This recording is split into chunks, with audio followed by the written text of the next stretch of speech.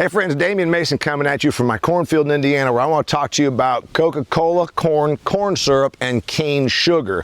You may have seen this week the President of the United States announced on his social media platform that he has been in talks with the people from Coca-Cola about changing the ingredient list and removing high fructose corn syrup from Coke and inserting instead cane sugar.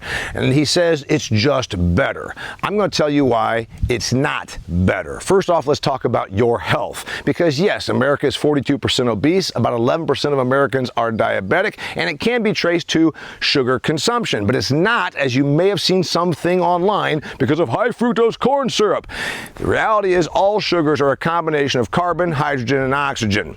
Even cane sugar has fructose in it, a little less percentage content than glucose, and high fructose corn syrup is a little bit more fructose. But the reality is the sugar that you have is sugar. Your body really can't tell the difference. If you're worried about your health, maybe it's time just to cut back on sugar, period. Turns out, according to RFK, the new HHS secretary, that we're consuming about 180 pounds of sugar per year per American. That's half a pound a day.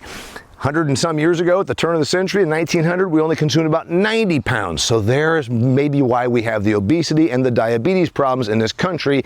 Rather than blaming it on high fructose corn syrup, let's address it as overconsumption of sugar. When you grab a 64-ounce big gulp of sugary, syrupy pop from the 7-Eleven, it's going to have some negative ramifications. Now let's talk about the agricultural part of this.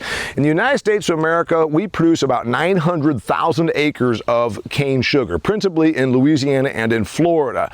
We get the rest of our sugar from sugar beets. Most sugar that is consumed in the United States that's not from high fructose corn syrup or from cane sugar is derived from sugar beets. Much more of your sugar is from sugar beets. But we don't actually produce all of our own sugar. 29% of America's sugar is imported.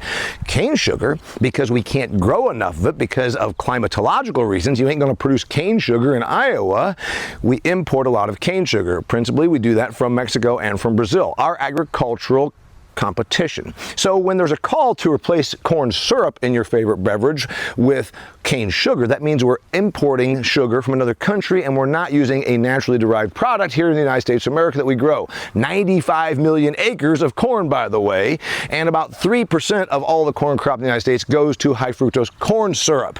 That's roughly the total corn acreage from the state of Ohio. So if we replace that, it's bad for agriculture, increases our imports, and also doesn't solve the real problem if you're concerned about your health of too much sugar consumption. I just want to point out one other reason why changing the ingredients list would not be better. In 1985, Coke rolled out New Coke. You might remember this if you don't Google it when you're done watching this video. In an effort to better compete with Pepsi during the Pepsi Challenge years, Coke changed their formula.